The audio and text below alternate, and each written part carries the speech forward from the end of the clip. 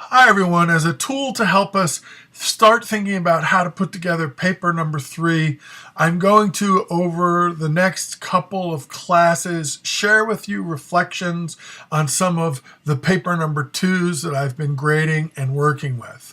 And I want to start off here with Tim, who has a beautiful 2-pair sequence about the Ada Limon poem Torn.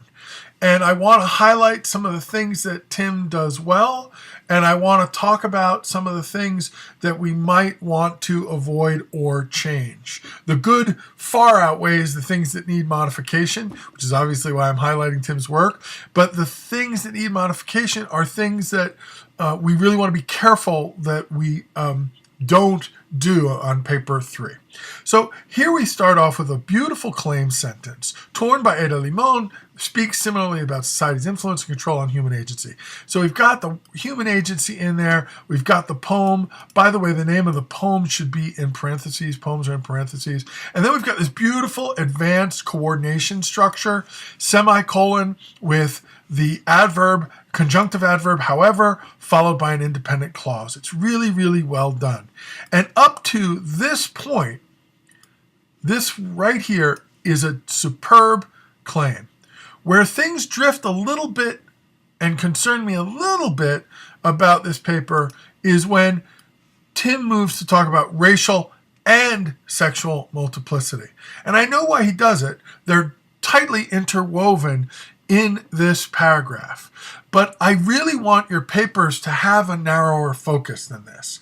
I don't want papers to try to take on these massive structures of race and sexuality together. Even though they're always interwoven, and you're probably going to have to talk about that to some degree, your thesis and claims should clearly position your paper focus as either race or sexuality. Really important when we think about Angels in America and Sula and the poetry that we've looked at. So I would, when Tim rewrites this for his final exam, I'm going to encourage him to narrow the focus. He'll fiercely argue with me about it. He'll probably win. But my point for all of you is that it's better to focus on one theme. And I'm going to insist that that happen on rewrites and on paper number 3, that you really want to nail a clear focus on one of the thematic topics that I've presented as options. That said, this is a brilliant claim, and the sentences that follow are a beautiful example of a dazzling unpacking of literary devices, where Tim goes way beyond just what I call tagging, which is where you tell us what device is there, and digs into unpacking, which is where you explain to us how the poem uses the device to fully interpret the author's argument. And so it's a difference between tagging some words with a term and using the term to unpack the meaning. So you get this wonderful use of connotes and connotation, and we're walked through how that works. We get a lovely discussion of metaphor and what the vehicle of that metaphor is and how it works. And then we get a really nice discussion of symbolism. So we get language not only tagged, not only identified as this device, but then unpacked using the logic of the device to explain the logic of the poem. The symbolism behind the image of the snake impacts the perception of the observer, etc., etc. Really powerful stuff. Now, before we look at the end of this paragraph, I want to go back to something Tim did that I thought was really smart at the beginning. He says, impact on the dual consciousness of a person. And this is really terrific writing, because in his theory paragraph, Tim is going to talk about W.E.B. Du Bois's idea of double consciousness. So this is just a beautiful structuring, a beautiful embedding of transitional opportunity. And so when Tim comes to the end of the paragraph, he brings us back to the idea of human agency and back to the idea of dual or double consciousness. Now, this can be dicey when at the end of the paragraph you shift a little bit to something that has not been the primary focus of your paragraph. You run the risk of confusing the reader a little bit. But it works here for Tim because he has clearly stated since the beginning that the dual consciousness was on his mind and that he sees it as part of this argument.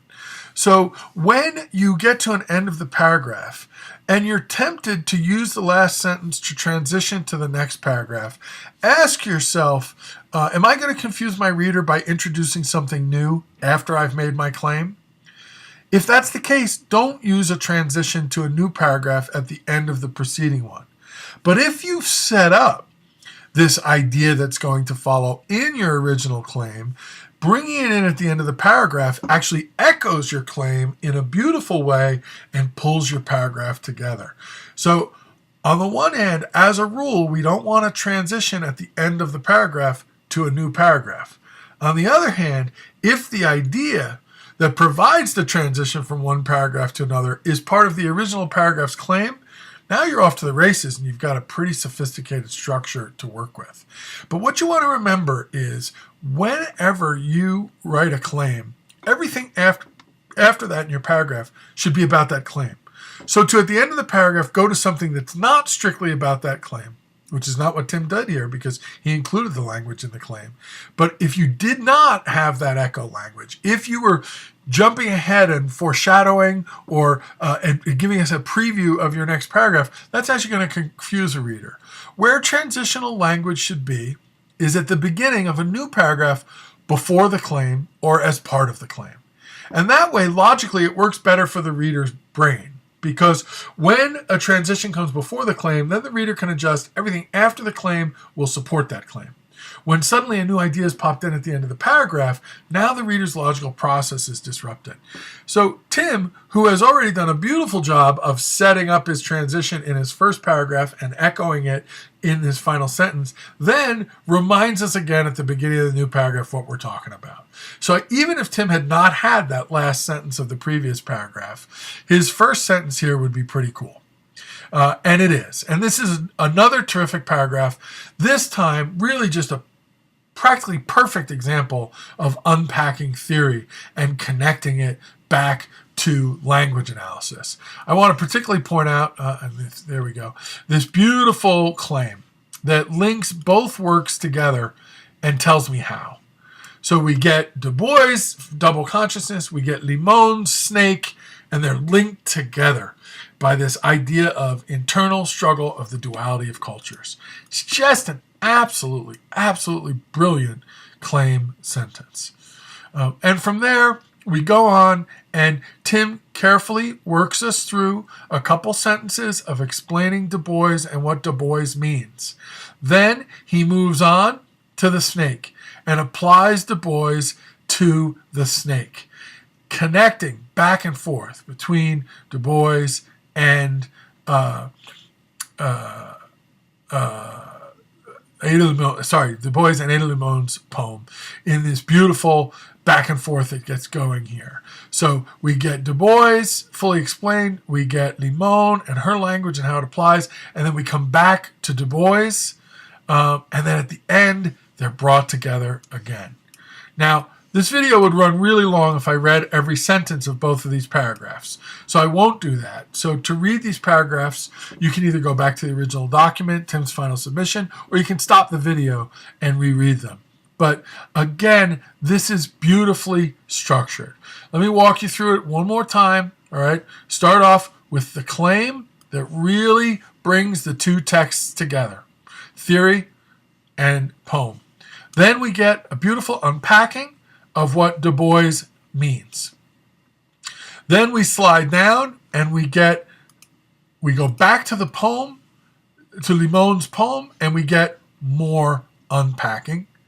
And then we go back to Du Bois just to flesh things out so that it becomes almost like a sandwich, right? Du Bois, Limon, Du Bois, and then at the end we get the two of them together in this really dazzling pair of sentences that pull the paragraph together. Just a beautifully written paragraph. So this is an outstanding paper, outstanding writing. Hopefully gives you some material to think about, because many of you have been identifying wonderful passages but not unpacking them as fully as you could. And I think Tim's 2 paragraphs about Limon's Torn give us a very strong example of how to unpack literary devices and then how to unpack the relationship between an idea from theory and the language of a text, in this case, a poem. I hope this overview is helpful for you. In the days ahead, I'm going to try to share a few more from other papers. Okay, see you in Canvas, and good luck with paper 3. Thanks.